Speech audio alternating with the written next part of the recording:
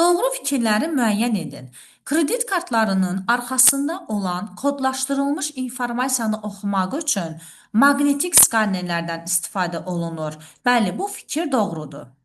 Ekranın üfüqi və şaquli istiqamətlərdə nöqtələrinin sayı monitorun ekranının ölçüsünü yox, bu çözümlülüyü müəyyən edir. Matrisli printerlərdə iynələr dəsti görüntünü rəngləyici lent vasitəsilə kağıza vurur. Bəli, bu fikir doğrudur.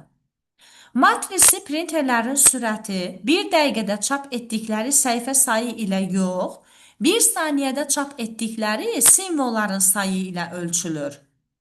Enter, Escape, Home, End bunlar klaviaturanın xidməti klavişlər qrupuna aiddir. Bu doğru deyil. Çünki Home və End klavişləri kursorun idarə edilməsi klavişlərinə aiddir.